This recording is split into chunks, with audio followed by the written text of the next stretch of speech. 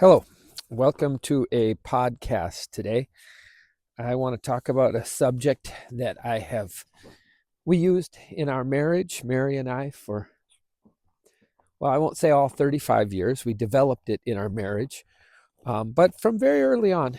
And then I shared it yesterday with someone, and they were interested and prompted me to think that maybe it's a topic that I should cover on my podcast.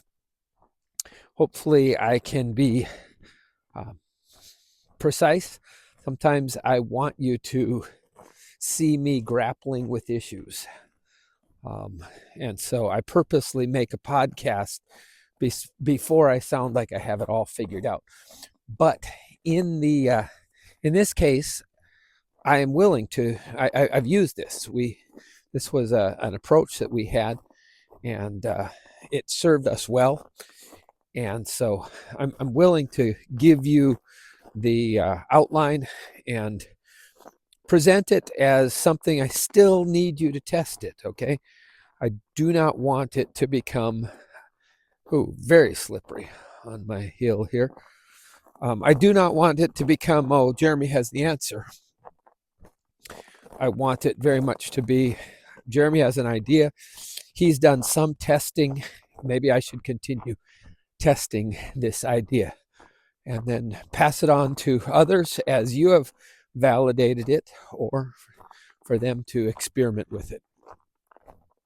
It has to do with how much contact you have with other people in a marriage. So once you're married, it's not always clear how to handle contact with people of the other sex. And so me as a husband, how do I relate to women? And how do I take seriously my wife's concerns? And yet how do I leverage her trust so that I am free to take advantage of talks that I can have and resources that others have connections with other women, but not have it threaten the marriage. And so there seem to be, rather than giving you how we develop this, I think that will come out, but I want to tell you what seem to be kind of the methods that I have seen. And the first method I would call something like the address it when it becomes a problem. And that's sort of the assumption that I had when I came into marriage, is that, well, I'm in love with my wife. If there's ever a problem, we'll address it then. I changed my mind one night. I changed my mind. There was a friend who had been in ministry. I had been involved with him. He was older than I was, enough that I looked up to him and found well, there were a lot of ways that I looked up to him, but I hadn't been around him since our wedding. And I had moved to South Dakota, but in his role as a performer, he was doing a concert in South Dakota. And I went to the concert, took some kids from the youth group, and when I had a minute to talk to him, he told me that this was his last concert he was doing, that he was backing away from that because he had been unfaithful to his wife. And then after being unfaithful, there was no way that they could put it back together. And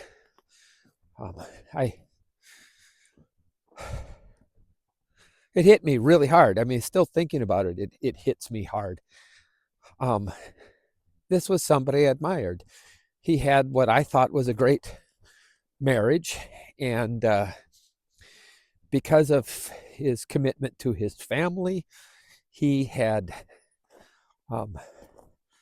decided to upgrade his job skills, and he went to college and met a girl in college, spent time with her during the day, and eventually stepped out on his wife. And there was the story. And I decided that night that I would stop assuming that it couldn't happen to me. I think a lot of people have a similar assumption to what I had, and that was it won't happen to me. I have such a good marriage, and I love Jesus, and I want to follow him.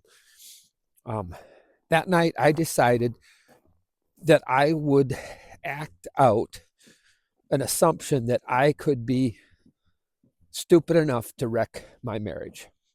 I didn't want to be. I wasn't planning to be. I wasn't allowing myself that, but I was going to stop acting like that wasn't within the realm of possibility.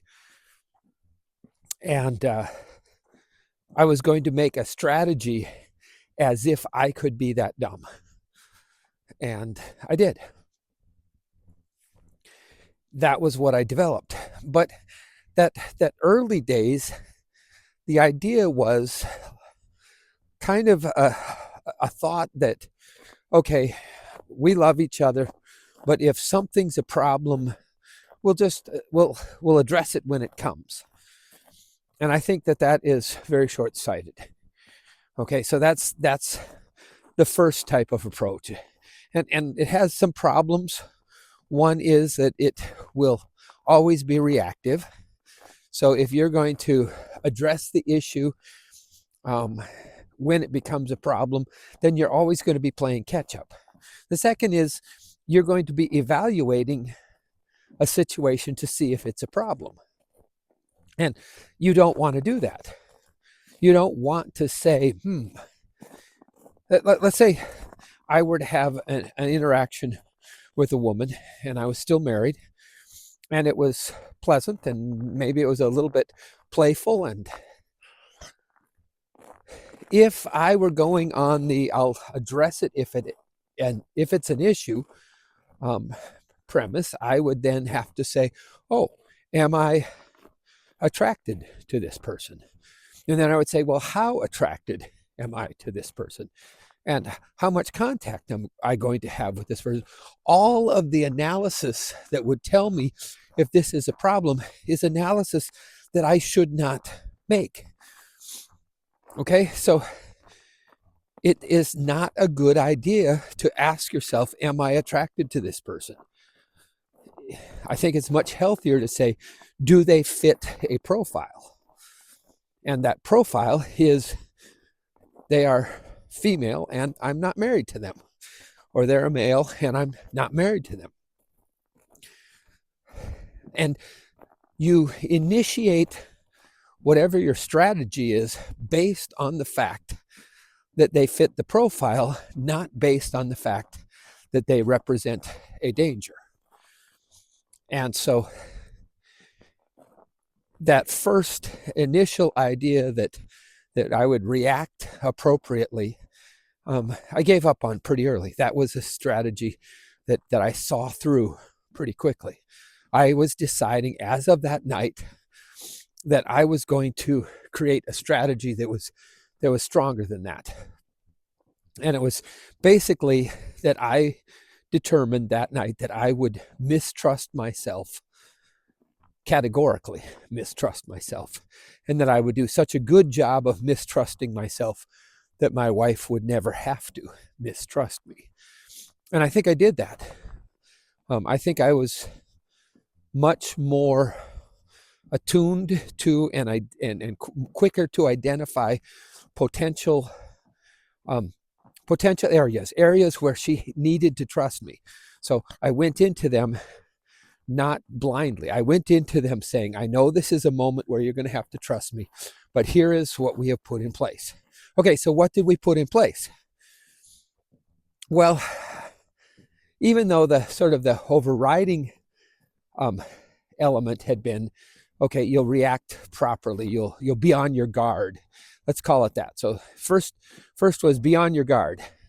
And I don't like that because then you have to evaluate whether you need to be on your guard. So the second type of protection in your marriage is you make a rule. And I was around people like that. You make a rule. And, basically the rule is, how would I sum it up? It's basically you never are around people of the opposite sex alone while you're married. Once you're in that commitment, you just plain don't do it.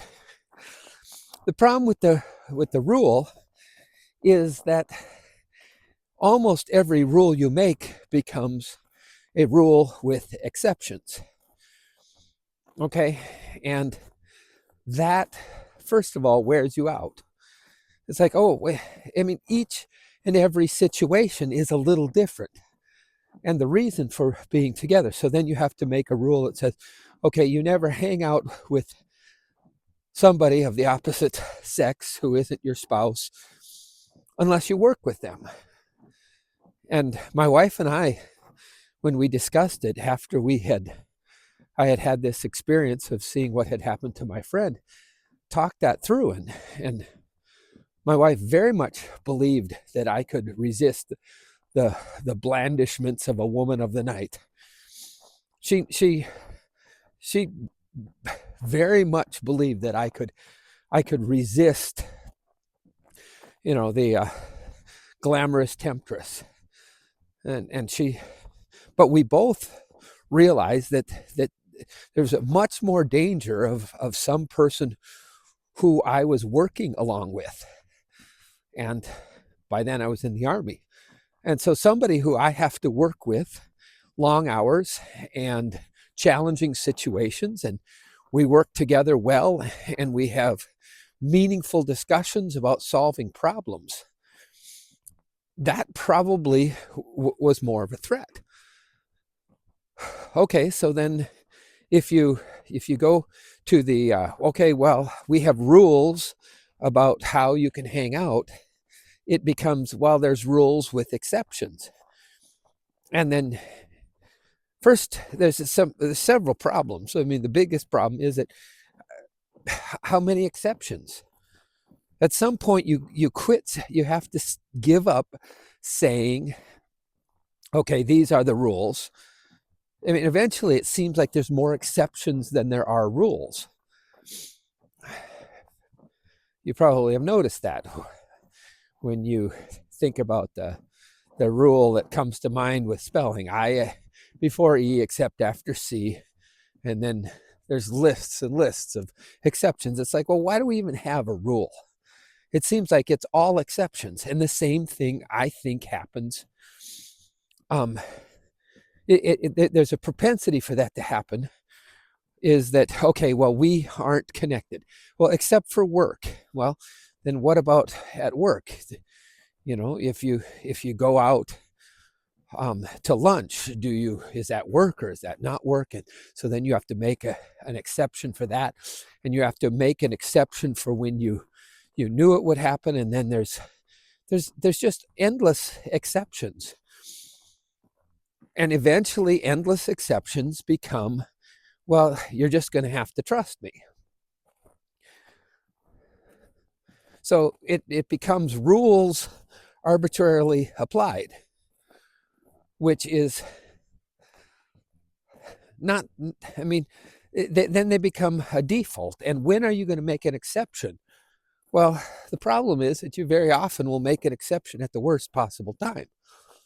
And so I think it's not good. But there's one more that concerns me even more on that front, and that is the fact that very often, if you say these are the rules, one of the things that you do is either you slide to everything's an exception, or you flip the other way and you try to live your life inside a controllable bubble.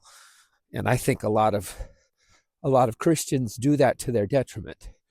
They decide that they are going to try to always be around people who understand their rules and they live out their rules, and then their rules work just fine.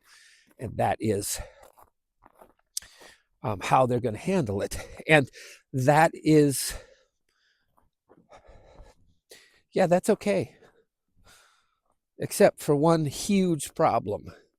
And the huge problem that I have encountered is that when you make a bubble of holiness around you, you basically say to the world, you can all go to hell. And I'm against that. So what we had was a situation where I knew I wanted to be involved with the world around me. I wanted to be reaching them, and I wanted to mistrust myself, and I wanted to be faithful to my wife, and I didn't want to have to constantly make rules and discuss them. And so we came up with the idea of proportionality. So just to review, I'm trying to stay on a sort of an outline. We tried we'll be on our guard, and we realized that's not a great way. And then we'll have rules, and we could do that, but then that kept us inside our bubble. And so we said there are rules with exceptions, and then you end up, everything is an exception, and you're just as vulnerable, because the exception that you would make that would be bad for you might be in the realm of exceptions that you're allowed to make. So none of it worked out well. So we came up with the idea of proportionality. And that's what I want to explain in the next little bit. Proportionality is the idea that in every relationship, there is, no, let me go one step back. It starts with the idea that the two shall become one. Okay, so that Mary and I were one. We were one spiritually, and so when we're in the realm of in the realm of friendship, you didn't ever get to be friends with me or with her. You were friends with us. So whoever you were friends with us. But in order to figure out how, because just because somebody's friends with us, although that goes a long ways, if you make it clear that you are part of an us, and that getting to like me isn't an option, you get to like us. But that's when we realized, okay, then there always is a friendship with us as a couple. That's not an option. However, the proportion of that friendship will differ. And the way in which we proactively guard against one of us straying is that we pursue the proper proportionality. And so that's what we decided to do. And each person that we were relating to was like, had a separate proportionality, but we wouldn't discuss it like as policy, but we would watch it. And so take an example where we are friends with another couple, and some of the couples that we were closest friends with tended to be, and I don't know if this is normal. There's part of me that thinks this is very, this happens a lot, but whether it is or not, just from my perspective, I'll add it in. Oftentimes, the wife would share aspects of my personality, and the husband would share aspects of my wife's personality. And those couple friendships tended to go deeper. And I think it was because it was providing something kind of fun. Is that my wife, in many ways, was a counterbalance to my personality. And then being friends with someone, and there's his wife, and she is interested in those things. And it's not that my wife isn't, but by personality, those are less appreciated or less involved. And so that happened enough. And yet we didn't say, oh, this is safe. We decided that even here, even with this couple, and we're very congenial, and the husband has interests that parallel my wife, and the wife has interests that parallel me, but we're both married to each other, so it's completely safe. And we decided, no, we're not even then going to. What we're going to do is we're going to figure out the proportionality. And so in a couple like that, I'll make up numbers, but basically 75% of the relationship is going to, between the wife, is going to be with my wife. And 75% of the relationship with the husband is going to be with me. But that other 25% is there. So some of the relationship is with the wife. I get to talk to her. It's a good situation for that to happen. But then there were times when that would start to get out of balance. So one example is some very good friends of ours. The wife and I, we had daughters the same age, and we decided we were going to perform a play that I had written. And she was very involved in drama. And all of a sudden, it flips. And so 75% of the relationship is me and the wife. Well, for us, that didn't trigger a rule. That just meant that even though I was busy with his wife, we would make a special effort to be with them as a couple, and I would make an extra effort to discuss something or to spend some time. The husband, I could always find things that we enjoyed doing also. And my wife, and I remember saying, you know what, I think we need to spend some time getting the proportions right. And my wife knew what it meant. But do you see, I use that one as my first example because I think it illustrates how you can be proactive. So instead of saying, "Ooh, this is in a danger area, we will have to watch out," we could say, "Oh, we've stepped into a statistically dangerous area, and we can fix it. We can increase the amount of time we spend."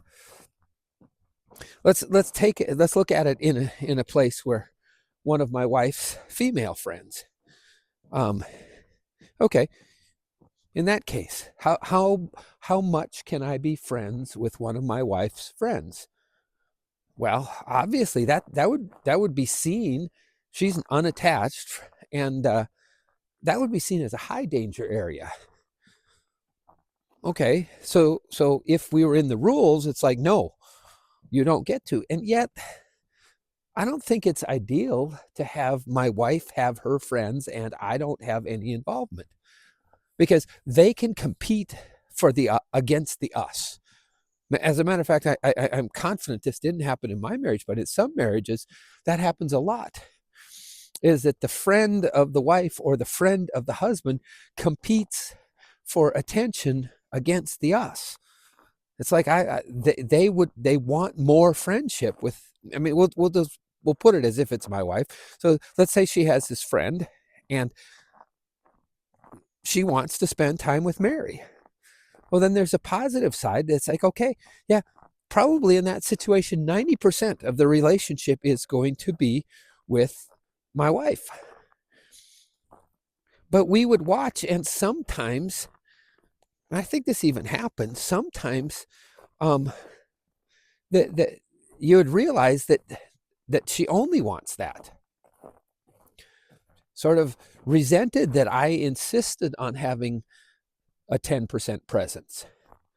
And we knew that the proportionality was wrong. And how do you fix it? The thing is that we have a way to fix it. It's like, okay, the next time you're not going out with her alone, we're going out with her. And she can opt in or opt out. But what she can't opt to do is say, no, I want your wife. and not you. She can say, I want to be friends with you guys, but I really like spending time with your wife. That's okay. But when it tips into this realm of saying, I want to be friends with you and I'll put up with your wife, I want to be friends with your wife and I'll put up with you, then that's dangerous to our relationship. Even though that one's not dangerous in terms of unfaithfulness, it still is a threat to your marriage. Okay, so we'll take a practical example on the other side. I got involved in the jail. And after the first few years, our jail was, you met with the women and you met with the men separately. And most of the time, I would have a woman along. My mom would come, and sometimes my wife would, and sometimes a lady who supported that work. Okay, so we would have, but there was no doubt that an awful lot of the bond was created between me and the women. It's a problem, but it's a unique situation, and so if we were trying to make exceptions, how do you define all the exceptions? Well, I actually think it was a pretty good exception. You're constantly under supervision. The room we meet in has the staff as a mirrored glass between you and all of the guards. It's not like I'm alone with them, but there still is a problem, and is that they felt a connection to me. Now, some of them felt the connection to me and then left, and that's fine. And some of them were in a place where we were going to involve them in our life. There was a chance that we could have an influence going beyond jail. And that was always interesting, because we would end up inviting them over or connecting in some way with us. And some of them immediately recognized that Mary was the reason why I could be in the jail. They understood that the bond that I had made was on behalf of us. And they wanted to know Mary better. And others sort of were like, well, who's she? I thought we had a thing. And those people, we didn't make an incredible effort to continue that ministry. But others have been a part of our lives for a long time. And that was where I met them. But what we had was this idea, there is a proper proportion, and we can intentionally fix it if it gets out of balance. There were guys who wanted my friendship and yet wanted nothing to do with my wife. And I'm like, no, you have, if you're going to be friends, you need to be friends with us. That's what's on the table here. But obviously, friends with us does not mean you're friends with us 50-50. Friends with us means that you are friends with me 90% and her 10%, and it's going to stay that way. I mean, it's just as problematic for the marriage, in a different way, but it's just as problematic if you have someone who is friends with me and doesn't want anything to do with Mary, or somebody who is friends with me and then wants to maximize the connection to Mary. Both of those would be dangers, but they're all answered within a purposeful analysis of your proportionality. And that's what I want to encourage you to do. I don't have rules about proportionality. I got rid of the rules, remember? But it's this concept of proportionality that I think can allow you to look at the relationships that you're involved in as a couple. And I think that you may find that there are some problematic relationships that aren't threatening on the front of being faithful, and yet there's still a problem. And I think that's another aspect. Proportionality is very useful setting the guard that I wanted to set, which is to say I could be stupid enough to wreck my marriage through adultery. And I don't want to do that. So proportionality worked really well for that. But proportionality worked pretty well in some other relationships that had a potential to be problematic. So there's my idea of proportionality. And certainly, if you have questions, you can contact me. uipodcast@proton.me. I don't get messages very often, and so I still am able to respond personally. Maybe someday you'll be finding this years from now, and I'll be so busy that I can't fulfill that promise. But for now, that certainly seems like a great way to ask me, and to sort of look at whether this fits. If you think you have a better way, I'm open to that too. But for us, the most effective tool we found in our marriage was this idea of looking at things as proportions. It lets you not say, well, I don't trust that person. It lets you complain, or it lets you bring up the issue to your partner of trust in a way that doesn't insult them. It's like, no, let's get this back into proportion.